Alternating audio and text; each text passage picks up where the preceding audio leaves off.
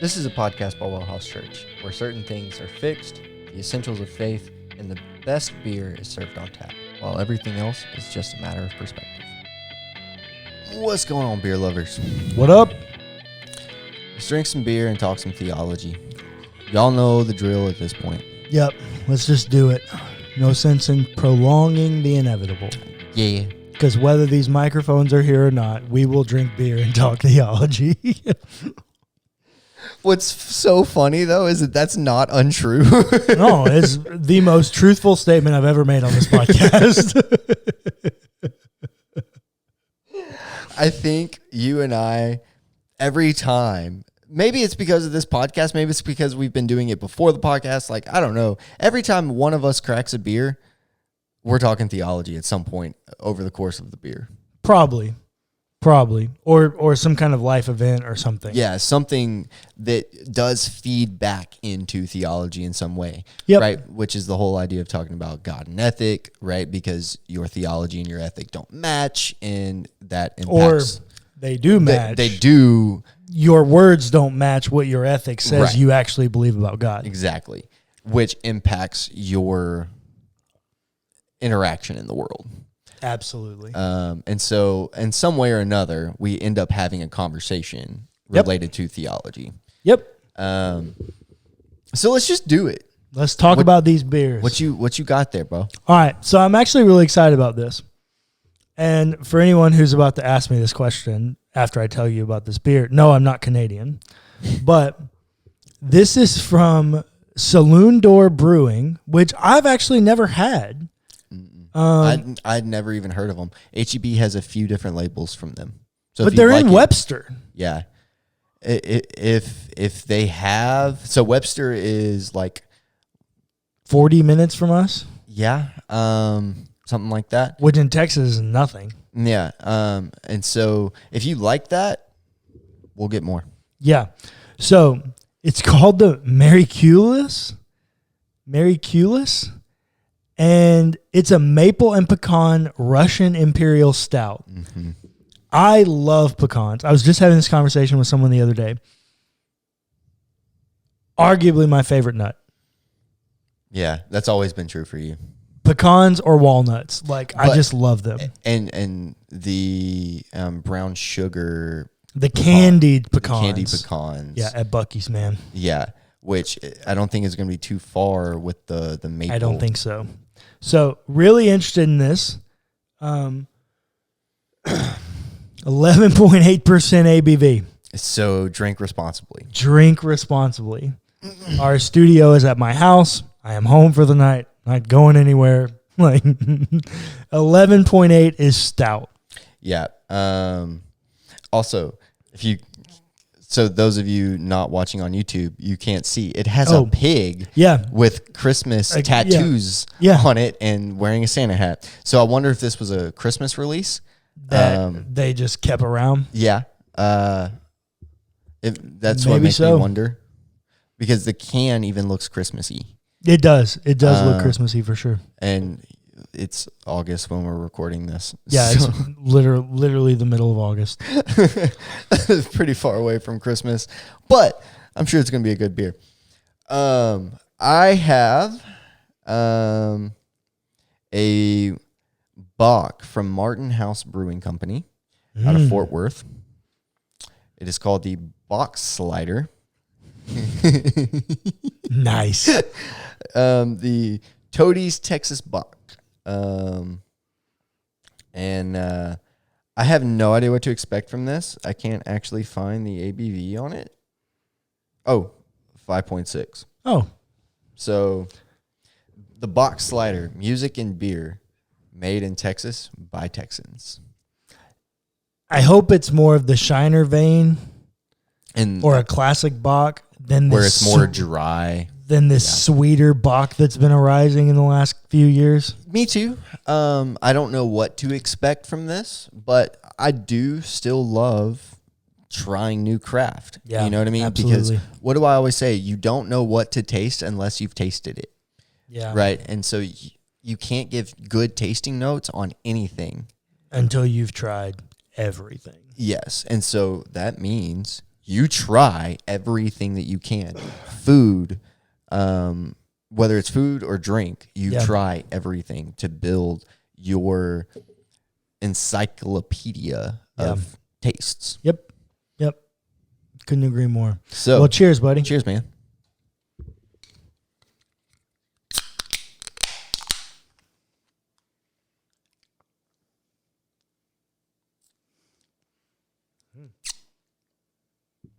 Oh, it's thick, kind of like a milk stout.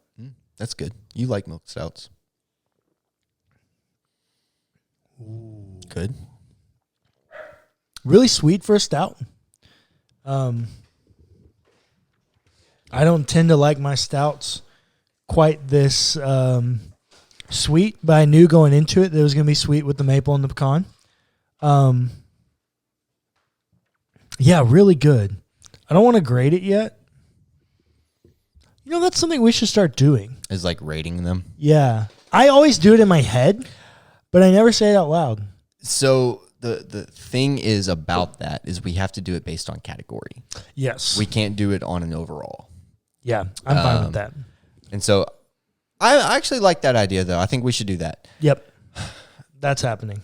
So what would you're not ready to? Not ready to. Let me have a few more drinks out of it.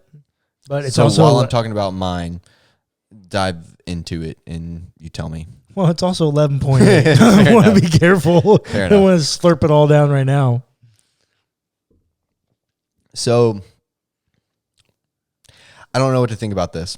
Is it really sweet? It's not really sweet. It is slightly sweet. What's weird is it's dry up front and then develops into like a slight like malty sweetness. Still has like the classic Bach thing going on with it. Okay. Really reminds me of Shiner up front. Kind of got this like coffee note. Okay. And like some baking spices, which you don't normally find in Bachs. Yeah. You can, it's just rare. Yeah.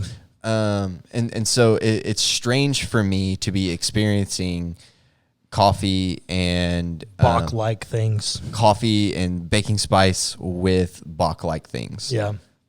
And all of those coffee and baking spice things are happening on the back end.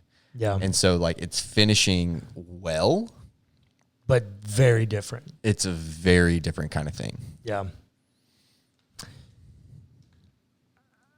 I think I'm comfortably at an 8. Somewhere in the 8s. I think I'm going to be somewhere around 8.1, 8.3 when it's all said and done. Really, really maple prevalent. Is that good or bad for you? I would have thought it would have been good. I think it's turning me off a little bit. I think sweet. It's just a little bit too much. I don't really love sweet stouts. Yeah. Super sweet stouts. It's pretty sweet. But that extra vanilla, that extra maple flavor there is really giving me some vanilla that I love with pecan. Yeah. No, agreed. The vanilla and pecan thing, I agree. Yep. Especially like in pancakes. Oh my God. Yeah. Which is something like that is what I want it to taste like. Yep. Is like a breakfast. Well, it does. Okay, it's good. pulling that off. Good. It's pulling it off. That's what I expected it to taste like. I just don't put that much maple syrup on my pancake. Yeah, no, I get it. For me, I'm sitting at probably a solid 7. Okay. I don't know because it takes a minute to get to the complexities. Up front, it kind of tastes like water, right? And that's not a bad thing. Like some people like that. Some people want that. Yeah.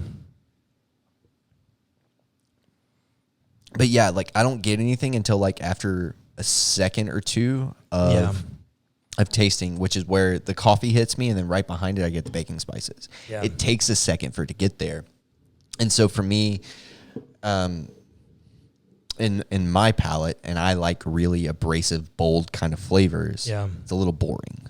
Yeah, and so I'm sitting probably at 6.5. Okay. The other thing that this is not doing for me, I just realized, I want some kind of savory flavor. Mm. Kind of like buttery or smoky, kind of cooked flavor. Roasted, maybe. Like a roasted pecan thing. Yeah. Not getting any of that. Yeah. It's just sugar in your face. One of my favorite styles of coffee is like Texas pecan.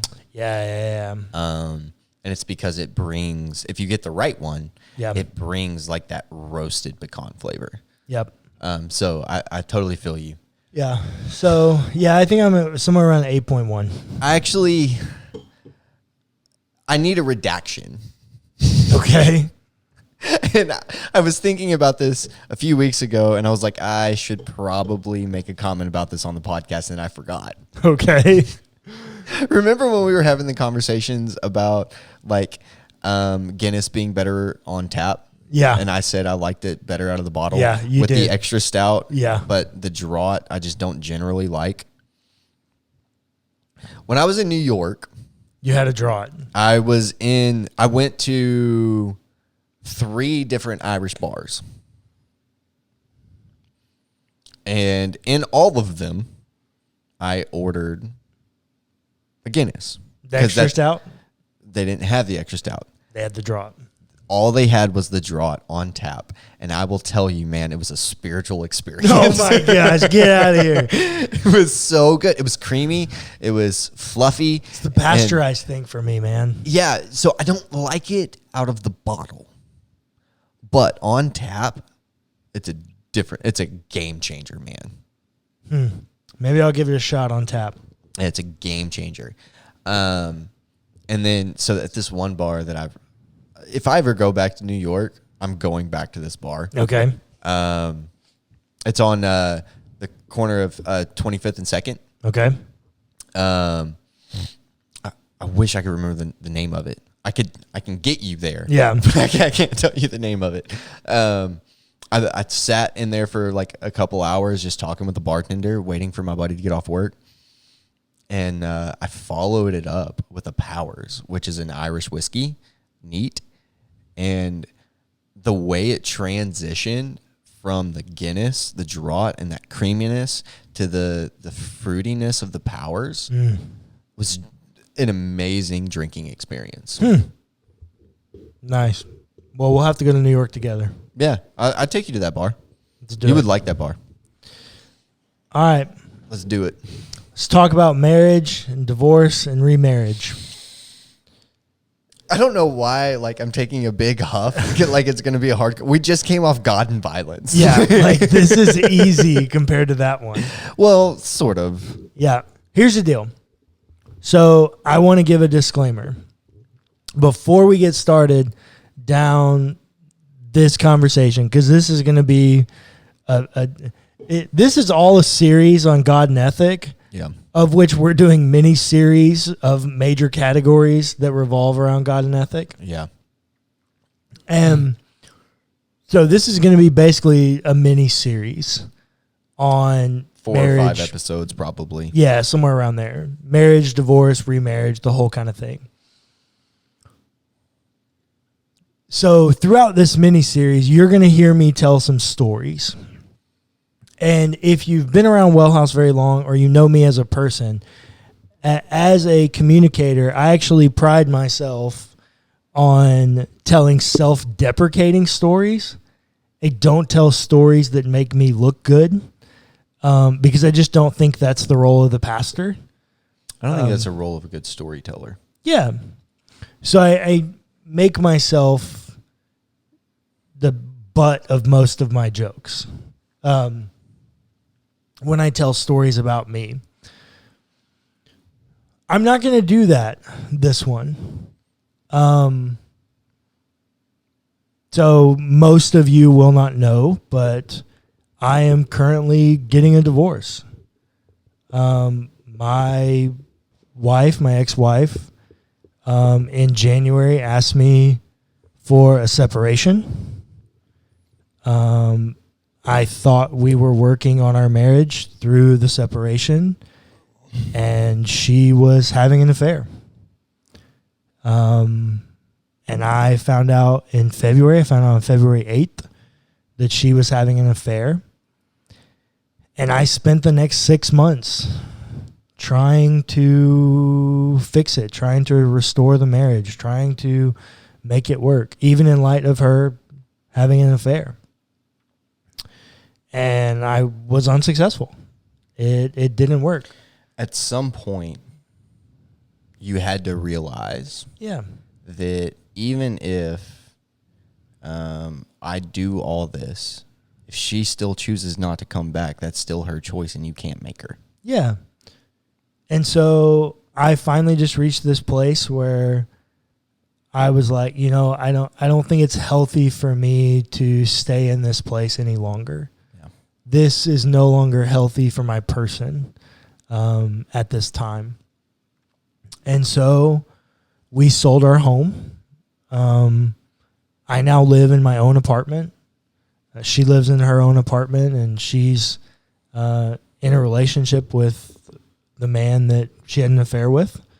So that is where I sit today. The reason that you on YouTube see a new podcast studio, a new set, is because of all of this. I'm sure it fills in a lot of gaps, as if you've listened to Practicing Presence, and I've talked about recent traumas and things that I've been experiencing and dealing with. I'm sure it makes a lot of sense. I mean, I'm not wearing a wedding ring anymore. The divorce has been filed. It's like under proceeding. I didn't file. She did. Just the whole thing. I think it fills in a lot of gaps for a lot of people. But with that, I have a lot of really pertinent stories from my very recent experience of this really traumatic event that I'm going to tell throughout this mini-series.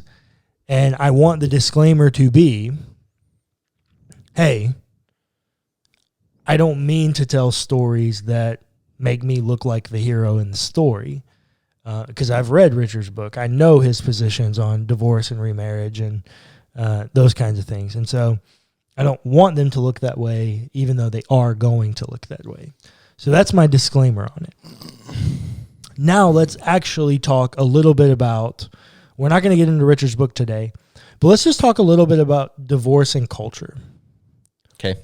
So here's what you got to understand. There's a story in the Gospels where they come to Jesus and they ask him about divorce. And he tells them, well, I know Moses told you this. Yeah, but I tell you. But I tell you this. Yeah. Now, what they're actually asking is a question about culture and interpretation of the Bible. Yeah. Because in the ancient world, the only caveat in the First Testament, the caveat to divorce wasn't that you couldn't get a divorce.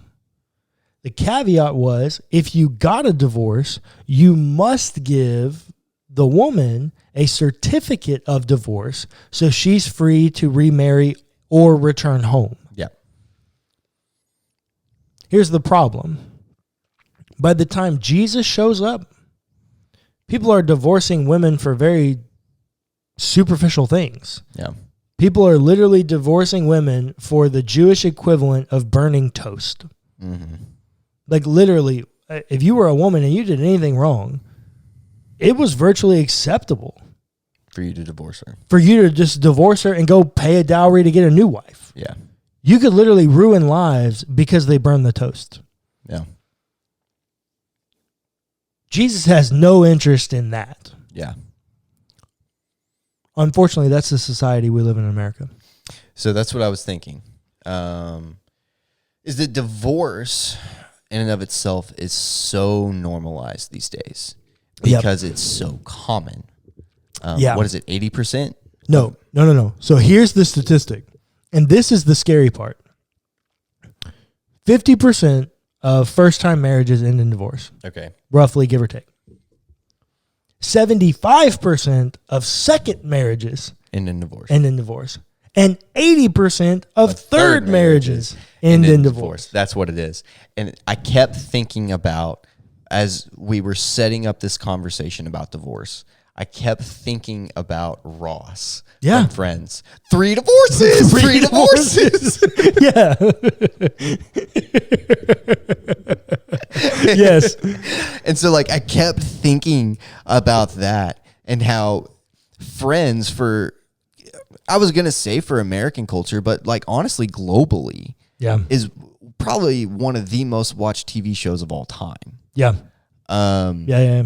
Probably. And Ross's divorces were just made fun of the whole time. The entire time. The entire show from season 1 to the last episode of season 10, because it starts with Ross getting a divorce in the pilot, right? Yeah.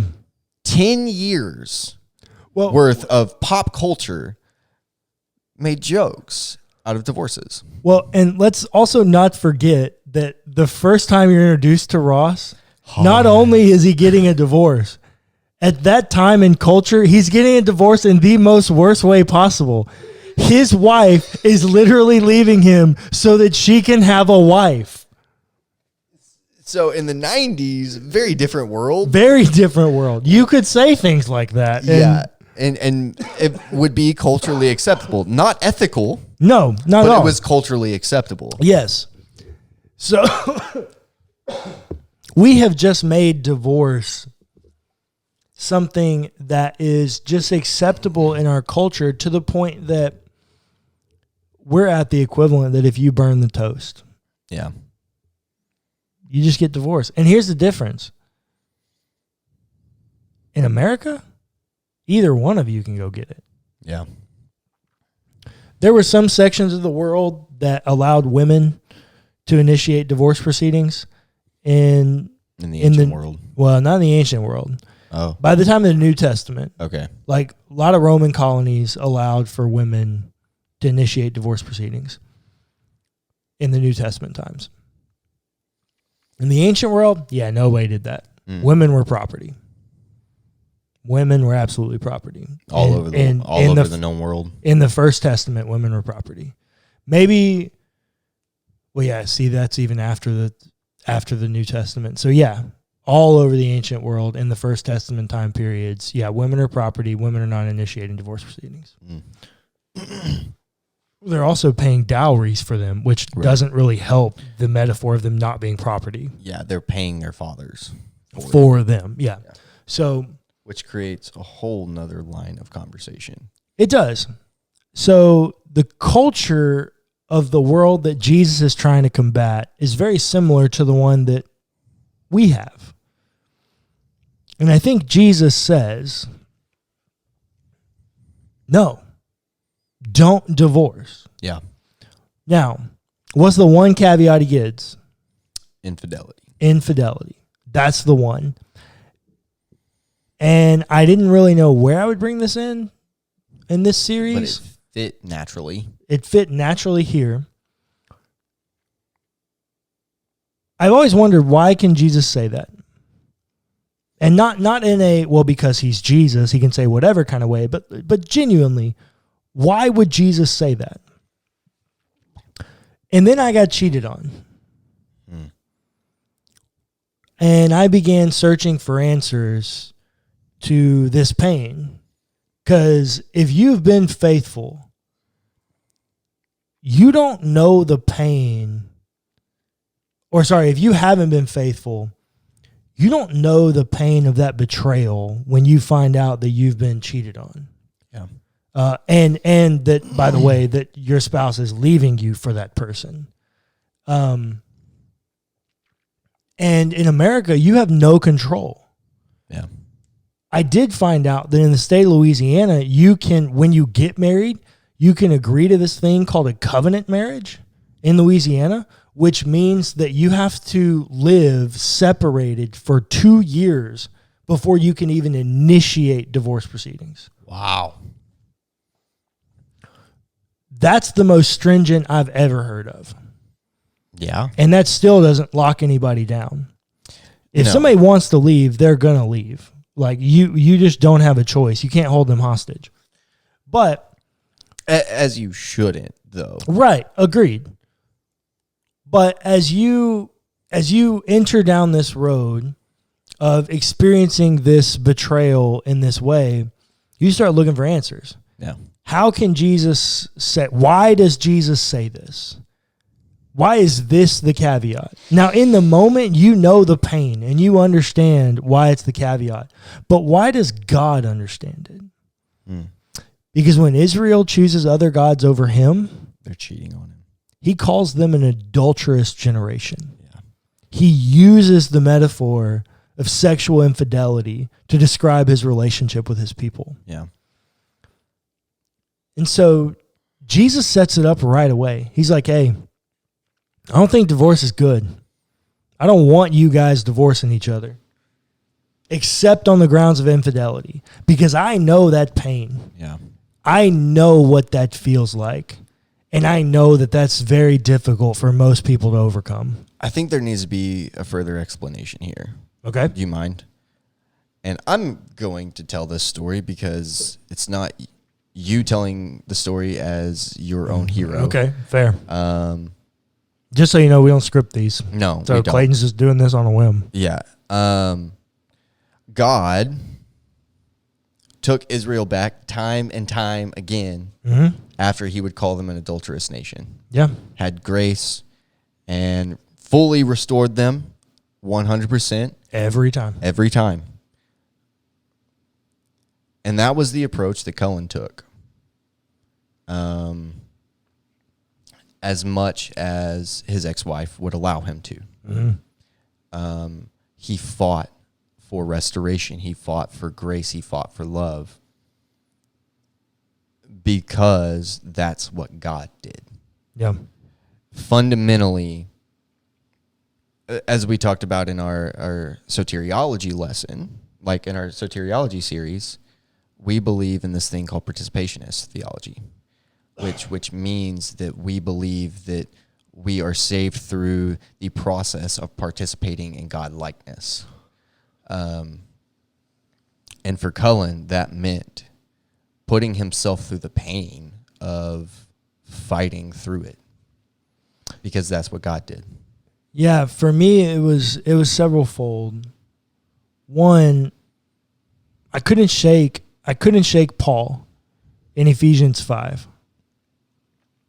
Husbands, love your wives as Christ loved the church, giving yourself for her. I couldn't shake that. There's something about the sacrifice, the sacrificial element of what we're called to as husbands. Now, I'll also tell you, because I know the pain that it takes for that sacrifice, I'm not sure I'll ever do it again. Yeah. I'm not sure I won't, because it also allows me to have the confidence to know that I actually know what true love is. Yeah. Like I have a categorical definition of love. Yeah. That when it happens is reproducible. Yeah. The question is, do I want to do it again? The other thing was, to the participationist aspect, I just couldn't shake this idea that me choosing a divorce was me choosing to actively participate in something that God hates. Because God gives an out for infidelity, but he doesn't command it. Notice the difference. So, yeah, I think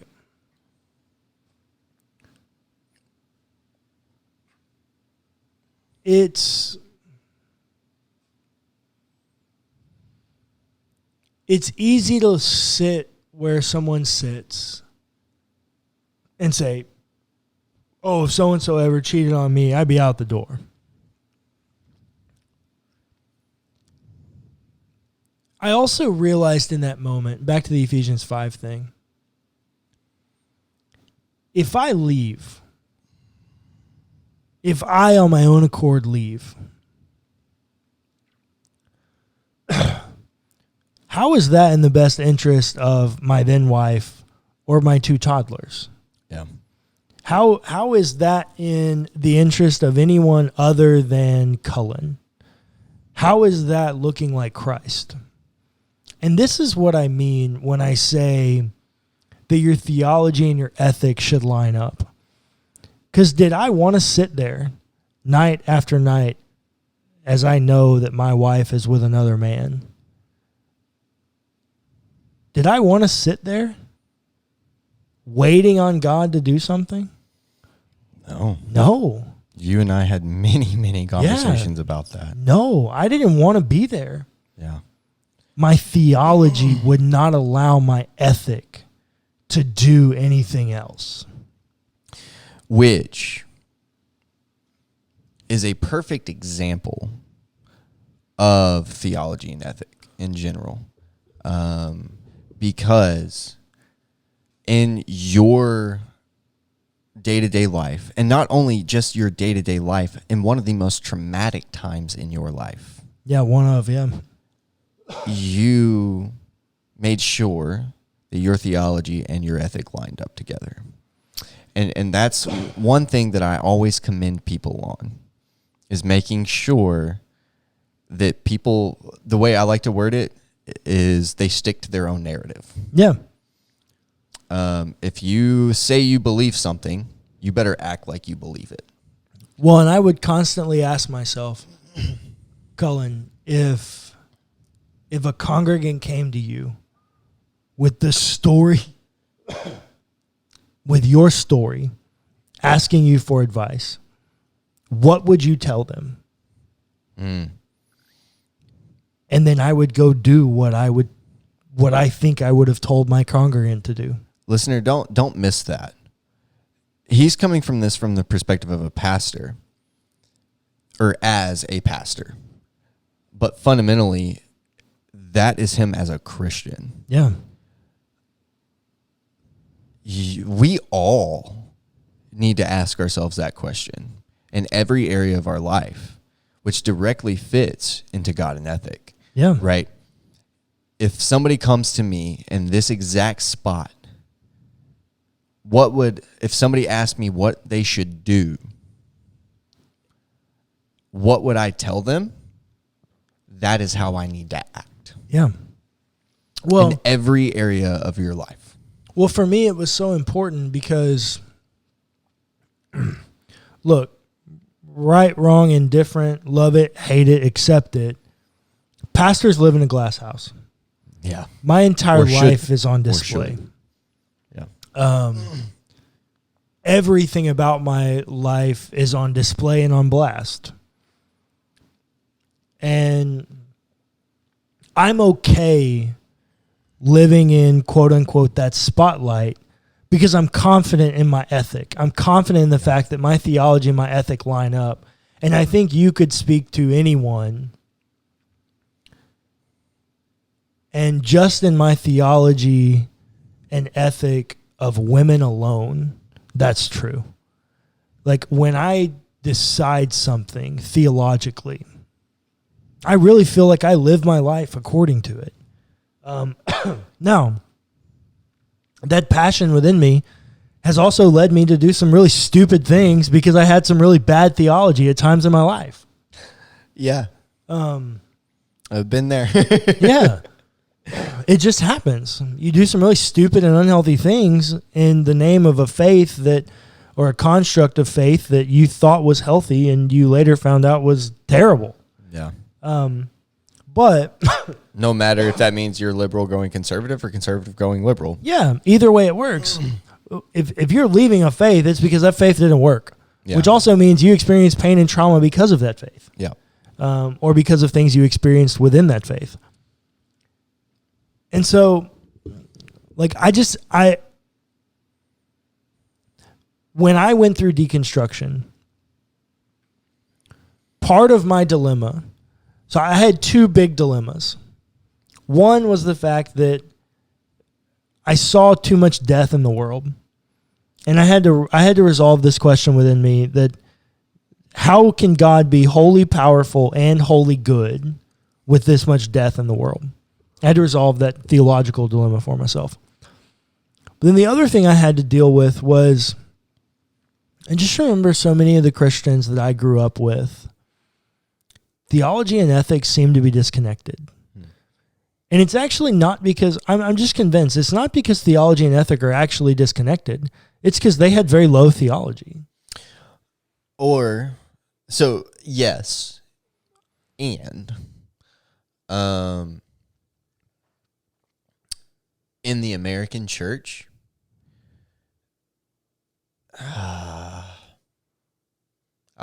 you can say it. You can blame it on moralistic therapeutic deism. Yes. Okay. You can do it. That's what I want to do, because we do this thing where it's just, we believe that God is this own thing and we are this separate thing. Mm-hmm. And we don't have to look like God because he is God and we are not that. And we know that. So it's okay if we're faulty. Yeah. And that's just not okay. And this is really what popped in my mind. I saw this post on Instagram today. I'm not going to shout out the page. I'm not even going to use the words that they used. But essentially, they were making a comment about evangelicals who pursue the All Lives Matter movement. But then they also said that these same evangelicals are the people that are saying they don't want Afghan refugees in our country. Yeah.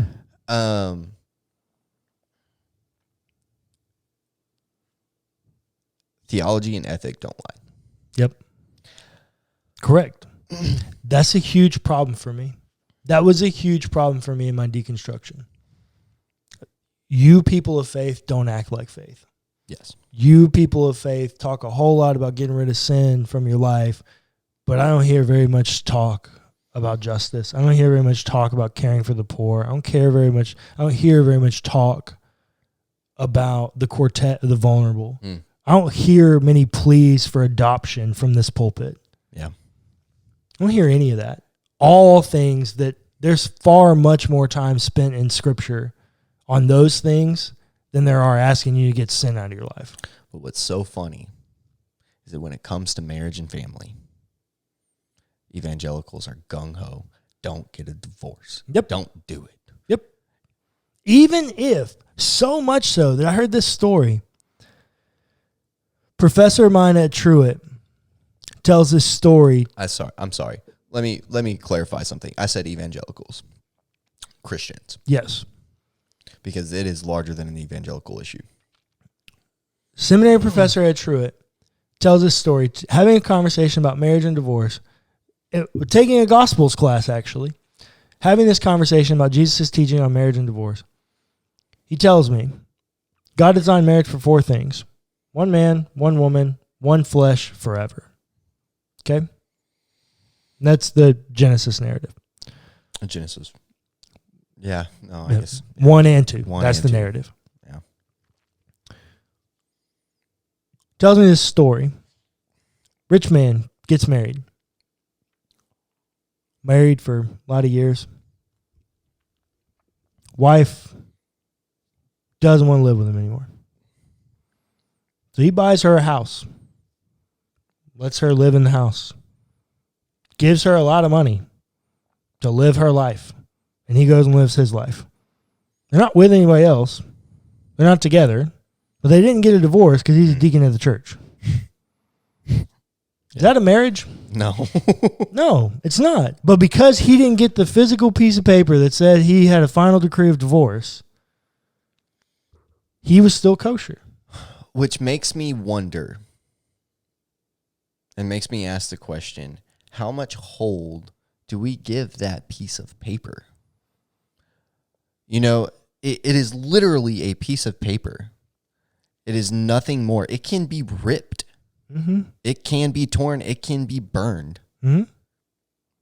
It is nothing more than a statement from legal powers saying that you are legally married for tax purposes.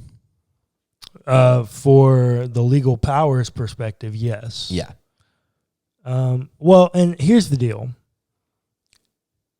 We need to wrap this up pretty quick, but here's the deal. and this is just where I'm at. I don't care where anyone falls on the issue of same-sex marriage. I genuinely don't care. Your position is your own. I don't care where you fall on that issue. The church lost ground on having a claim on marriage when we let the government come into it. Yep. We messed it up. And so I don't care where you fall at on that.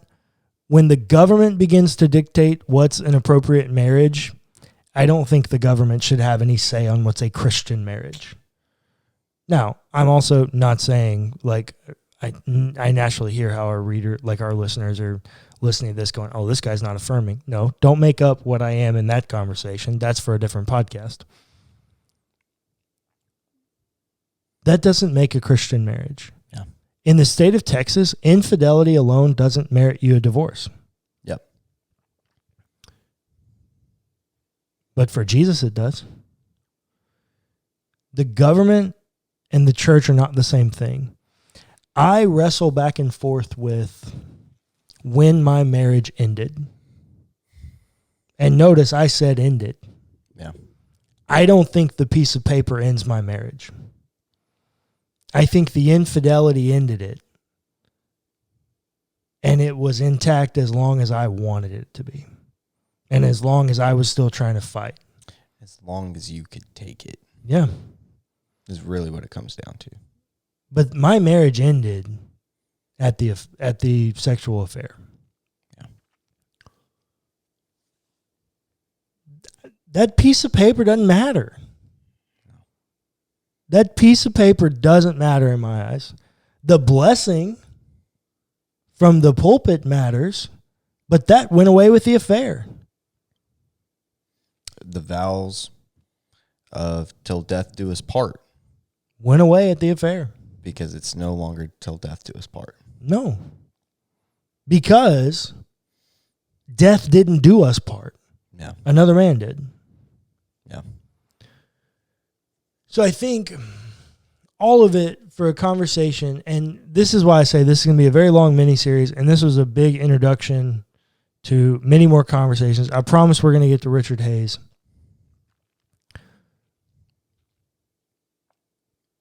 But I need you to know that when I sit here and I say these things to you, I'm not just blowing smoke. I really consider, do I live the things that I tell you to live?